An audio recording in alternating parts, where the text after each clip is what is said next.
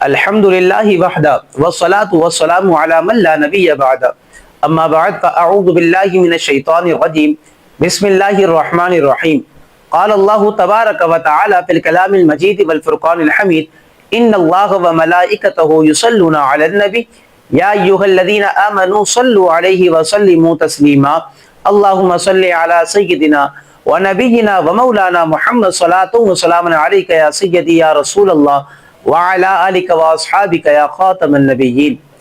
اللہ تبارک و تعالیٰ کی حمد و ثنا کے بعد نبی اکرم نور مجسم شفیع معظم آمینہ کے لال پیارے مصطفیٰ کریم صلی اللہ علیہ وسلم کی مبارک پاک خوشبودار بارگاہ میں ہدیہ درود پیش کر لینے کے بعد دعا ہے اللہ تبارک و تعالیٰ ہماری آج کی اس مبارک نشست کو اپنی پاک بارگاہ میں قبول و مستجاب فرمائے۔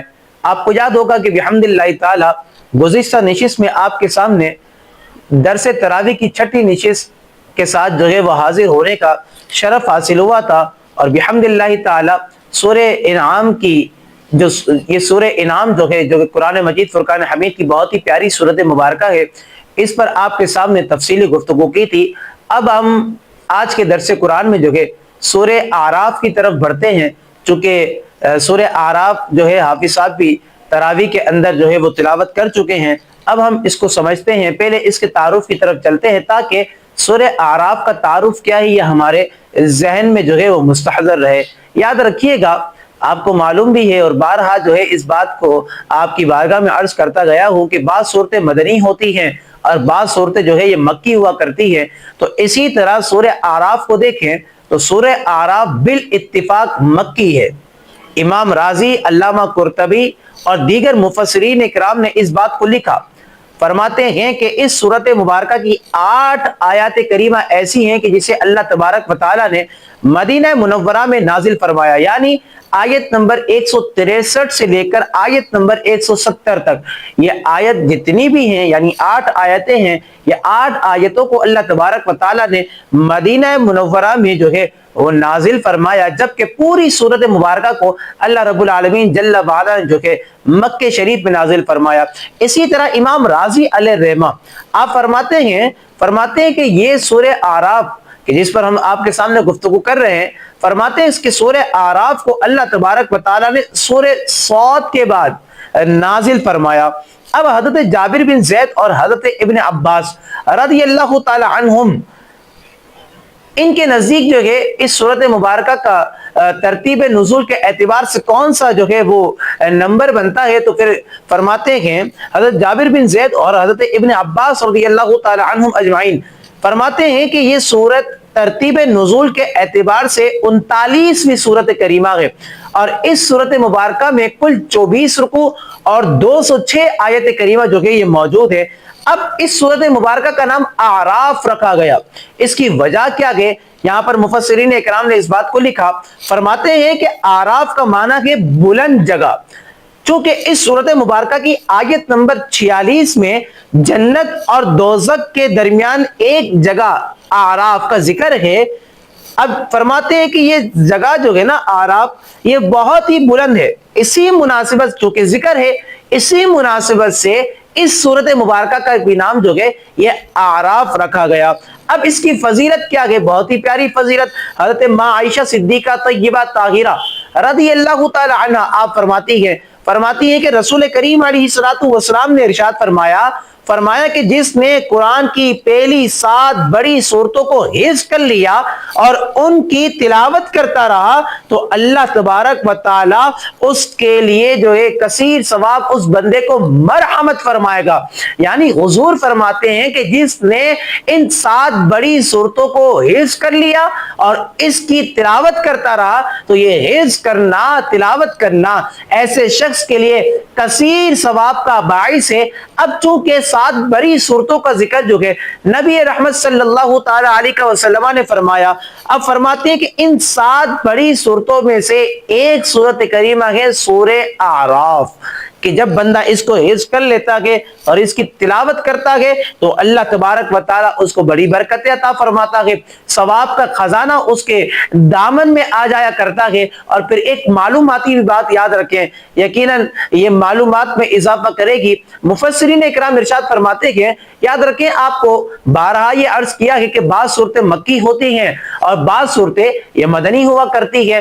اب مفسرین اکرام ارشاد فرماتے ہیں کہ قرآن مجید فرقان حمید کی سب سے بڑی جو صورت ہے، ہم نے ابتدائی دروس میں آپ کو بتلایا تھا کہ سب سے بڑی صورت سورہ بقرہ ہے اور سب سے چھوٹی صورت سورہ کوثر ہے، لیکن مکہ شریف میں جو سب سے بڑی صورت جو اللہ تبارک و تعالیٰ نے سب سے لمبی جو صورت نازل فرمائی اس کے بارے میں جو ہے مفسرین فرماتے ہیں وہ سورہ اعراف ہے، یعنی سورہ اعراف یہ مکی صورتوں میں سے سب سے لمبی صورت ہے۔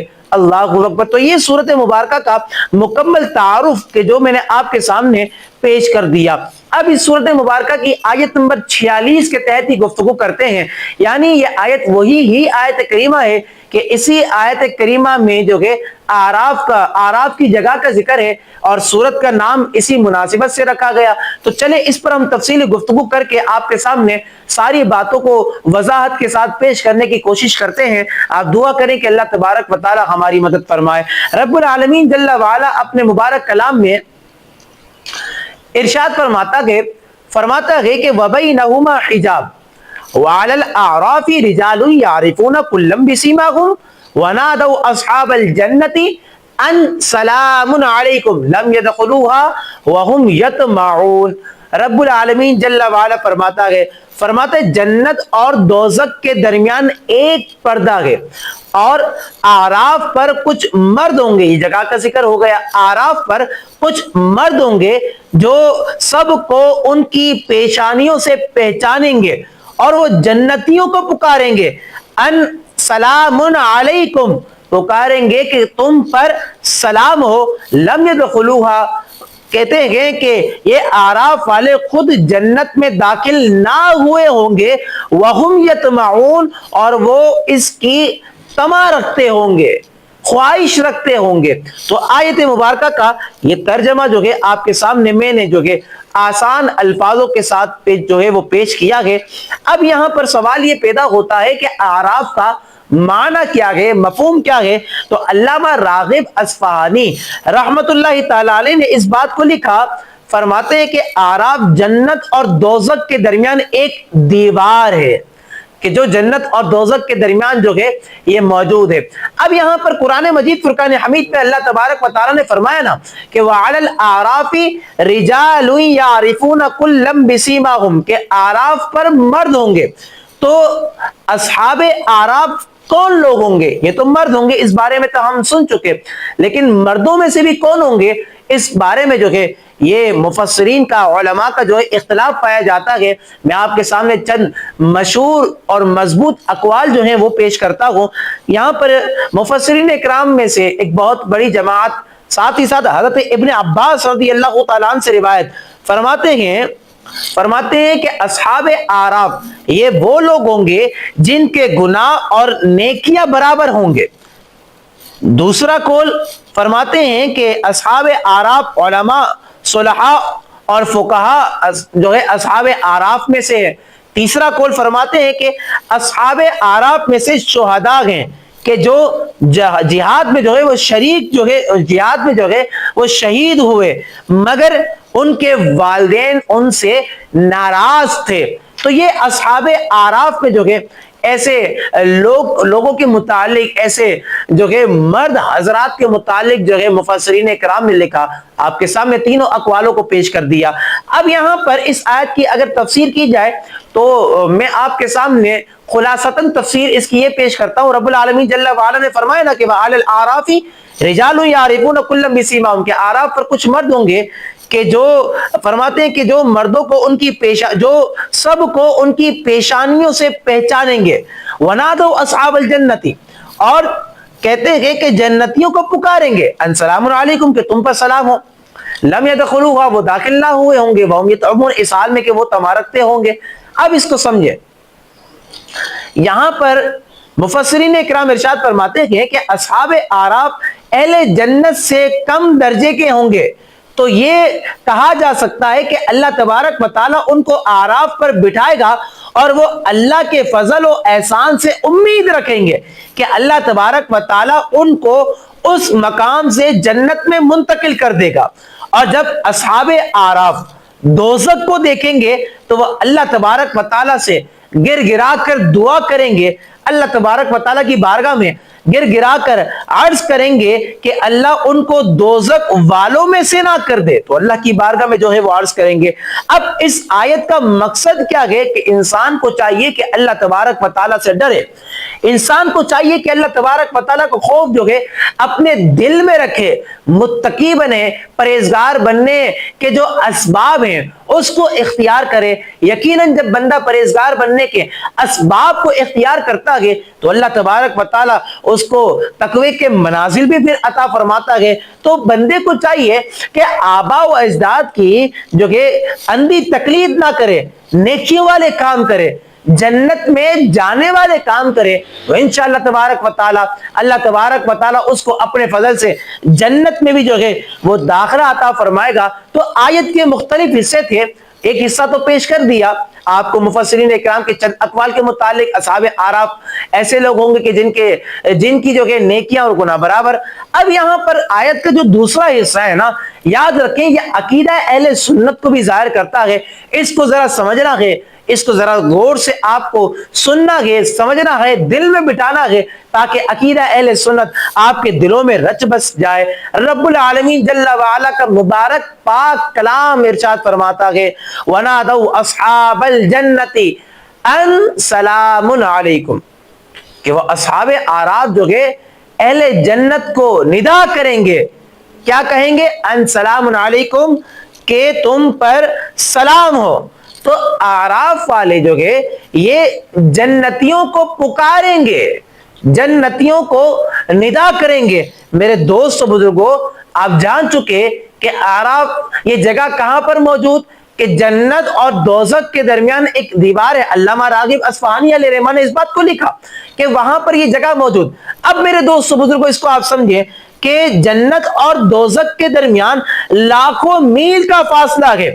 اس لاکھوں میل کے فاصلے کے ہونے کے باوجود بھی وہ ایک دوسرے کے کلام کو سنیں گے، وہ ایک دوسرے کی آواز کو سنیں گے، وہ ایک دوسرے کی باتوں کو سنیں گے۔ اس سے معلوم یہ ہوتا ہے کہ دور سے سننا کوئی ایسی بات نہیں کہ جو مخلوق کے لیے مانی جائے کہ وہ شرک ہو جائے۔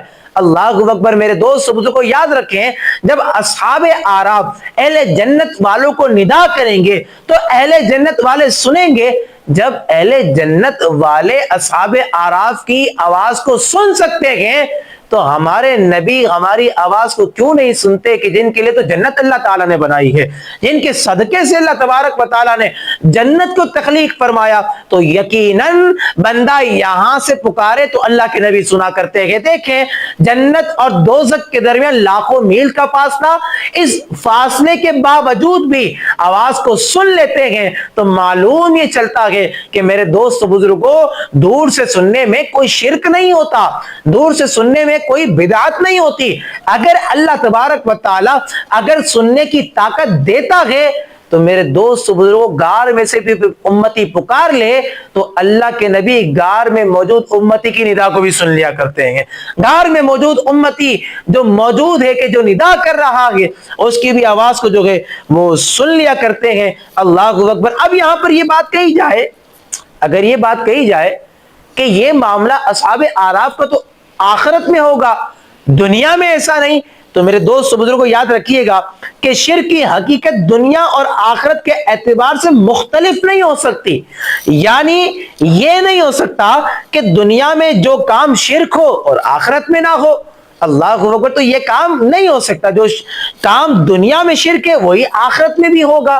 اللہ اکبر۔ تو دنیا حقیقت، یہ شرک کی حقیقت دنیا اور آخرت کے اعتبار سے یہ مختلف نہیں۔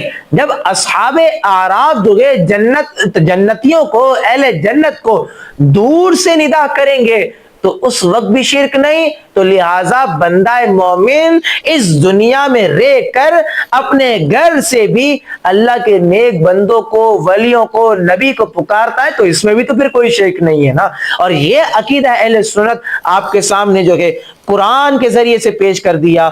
اللہ اکبر. تو رب العالمین جل وعلا کا کلام کہتا کہ وَنَادَوْا أَصْحَابَ الْجَنَّةِ أَنْ سَلَامٌ عَلَيْكُمْ، کہ اصحاب اعراف جو کہ اہل جنت کو ندا کریں گے، اہل جنت کو پکاریں گے، اہل جنت کو کہیں گے ان سلام علیکم، کہ تم پر سلام ہو. اللہ اکبر. اب اس سورۃ مبارکہ کی آیت نمبر 54 پر 54 آپ کے سامنے گفتگو کرتے ہیں. رب العالمین جل وعلا نے اپنے مبارک کلام میں ارشاد فرمایا ان ربکم اللہ الذی خلق السماوات والارض فی 6 ایام. بس آیت تو اور بھی ہے، لیکن آیت کے اس مختصر حصے پر آپ کے سامنے گفتگو کرنی ہے. رب العالمین جل وعلا فرماتا ہے کہ بے شک تمہارا رب اللہ ہے جس نے آسمان اور زمین 6 دن میں بنائے. یعنی زمین اور آسمان کو رب العالمین جل وعلا نے 6 دن میں تخلیق فرمایا. اب مفسرین اکرام کی ایک جماعت نے اس بات کو لکھا، فرماتے ہیں کہ 6 دن میں تخلیق کرنے سے مراد کیا ہے. اس کے متعلق بعض مفسرین اکرام نے اس بات کو لکھا، بیان فرماتے ہیں کہ 6 دن سے مراد جو ہے 6 ادوار ہے. اور اکثر علماء مفسرین نے اس بات کو لکھا، فرمایا کہ دنیاوی اعتبار سے جو 6 دن کی مقدار بنتی ہے یہاں پر جو ہے وہی مراد ہے. بہرحال جو بھی صورت ہو، جو آپ کے سامنے 2 صورتیں پیش کی نا، کہ دونوں میں سے جو بھی صورت ہو تو یاد رکھیں ان اللہ علی کل شیء قدیر، کہ بے شک اللہ تبارک و تعالی ہر شے پر قادر ہے. تو جو بھی صورت پائی جائے اللہ تبارک و تعالی تو قادر ہے، اور وہ تو قادر مطلق ہے. اب یہاں پر سوال یہ پیدا ہوتا ہے کہ اللہ رب العالمین جل وعلا نے جو ہے 6 دن میں زمین اور آسمان کو تخلیق کیا، تو 6 ہی دن میں کیوں تخلیق کیا؟ اس کی وجہ کیا ہے؟ اس کی حکمت کیا ہے؟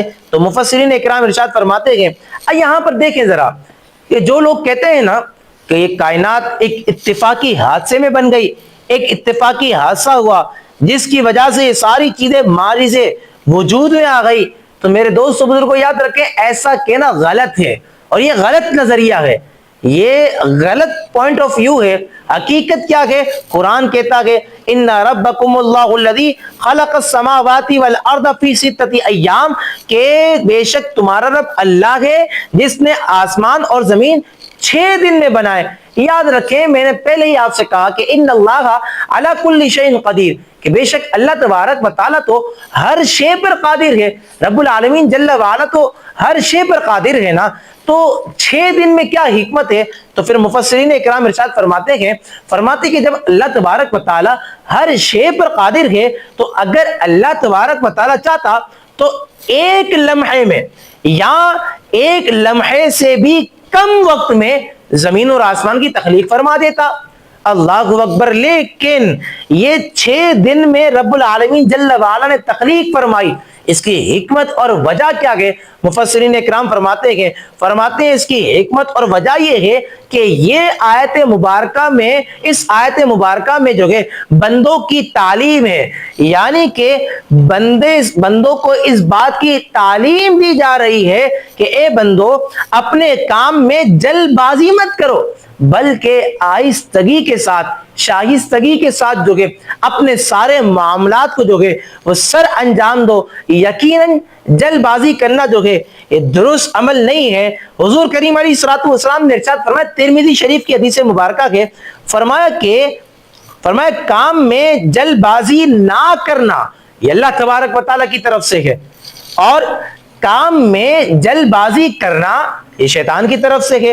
ایک اور روایت کہ جو حضور کریم علیہ الصلوۃ والسلام کی میرے سامنے موجود ہے، کہ حضور کریم علیہ الصلوۃ والسلام نے ارشاد فرمایا، اور یہ روایت جو ہے دیگر جو ہے کتب حدیث کے اندر جو ہے علماء اکرام نے لکھی ہے. حضرت عبداللہ بن عباس رضی اللہ تعالیٰ عنہ سے روایت فرماتے ہیں کہ حضور کریم علیہ الصلوۃ والسلام نے شیخ عبد القیس سے فرمایا کہ تم میں 2 خصلتیں ایسی ہیں کہ جو اللہ تبارک و تعالیٰ کو پسندیدہ ہیں. کہ جو اللہ تبارک و تعالیٰ کو محبوب ہے وہ کون کون سی ہے؟ نبی رحمت صلی اللہ تعالی علیہ وسلم نے فرمایا کہ ایک خصلت جو ہے وہ بردباری، اور دوسری خصلت جو ہے یہ جلد بازی نہ کرنا۔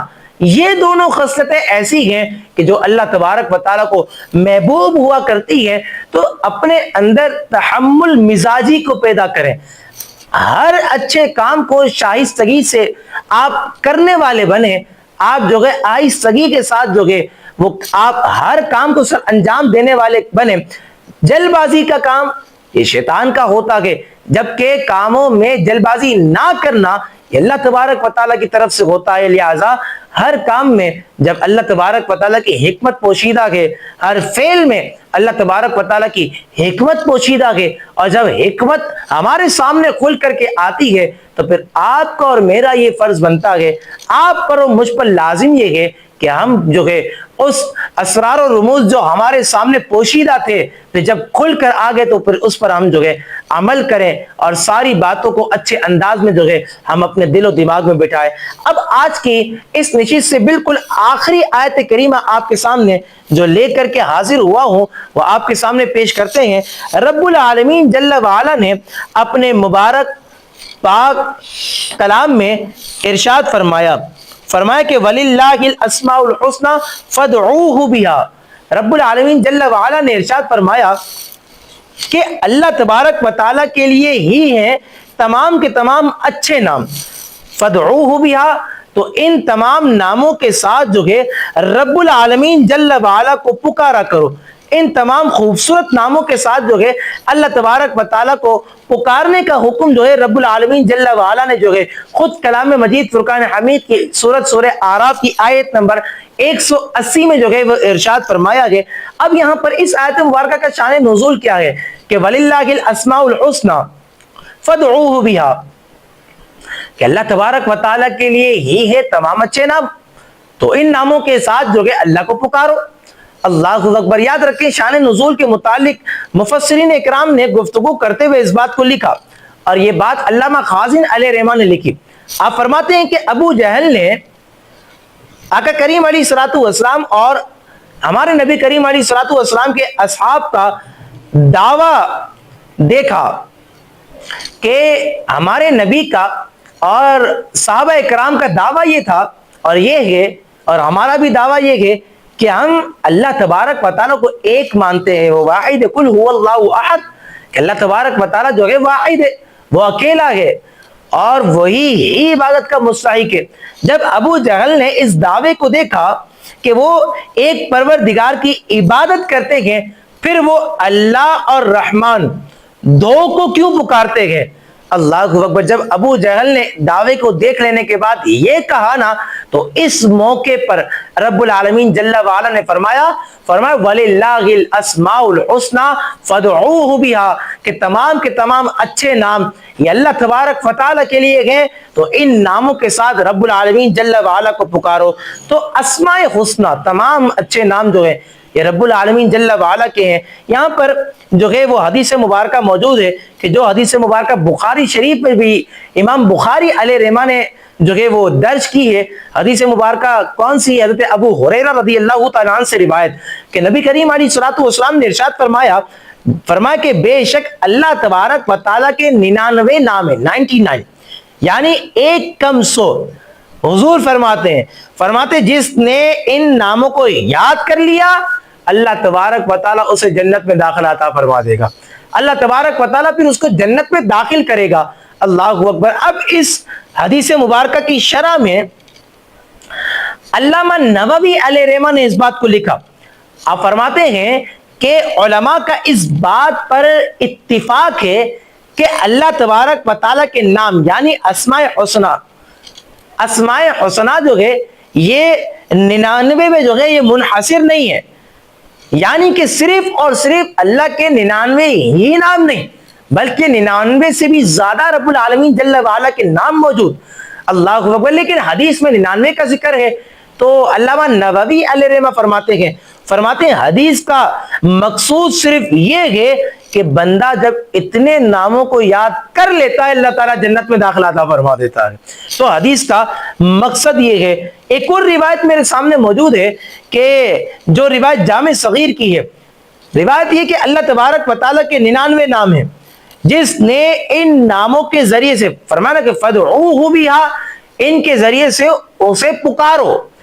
تو فرمایا گیا کہ اللہ تبارک و تعالیٰ کے 99 نام ہیں جس نے ان کے ذریعے سے دعا مانگی تو اللہ تبارک و تعالیٰ ان کی دعا کو قبول فرمائے گا. اب یہاں پر صرف آخری بات آپ کے سامنے پیش کرنا چاہتا ہوں کہ 99 نام ہیں، ان کے ذریعے سے دعا مانگنے کا طریقہ کیا ہے. 99 نام ہیں، ان کے ذریعے سے بندہ رب العالمین جل وعلا کی بارگاہ میں دعا کس انداز اور کس طریقے سے مانگے. تو یہاں پر یاد رکھیں تفسیر روح البیان کے اندر اس بات کو لکھا گیا کہ بزرگان دین فرماتے ہیں کہ جو شخص اس طرح دعا مانگے کہ پہلے کہے کہ اللہم انی اسألوکا یا رحمان یا رحیم، اور پھر یا رحیم کہا، پھر اس کے بعد جو کہ تمام اسماء مبارکہ کہ جو اسماء الہیہ ہیں، جو اسماء حسنہ ہیں، تمام اسماء مبارکہ حرف ندا کے ساتھ پڑھے، جیسا کہ یا رحمان یا رحیم یا قدوس یا ملک یا سلام، یہ آخری تک جو ہے یہ تمام ناموں کو پڑھے. جب تمام اسماء مبارکہ مکمل ہو جائیں تو اب بزرگ فرماتے ہیں یوں اللہ کی بارگاہ میں جو ہے کہے، عرض کرے کہ ان تصلی علی محمد و آلہ و ان ترزقنی و جمیع من یتعلق بی بتمام نعمتک و دوام عافیتک یا ارحم الراحمین. ان الفاظوں کے ساتھ پھر اپنی دعا رب العالمین جل وعلا کی بارگاہ میں عرض کرے، دعا مانگے. بزرگان دین فرماتے ہیں کہ انشاءاللہ تبارک و تعالیٰ اس بندے کی مراد بھی پوری ہو جائے گی، اللہ تعالیٰ دعا کو بھی قبول فرما لے گا، اس کی دعا کو پھر جو کہ وہ رد نہیں کیا جاتا.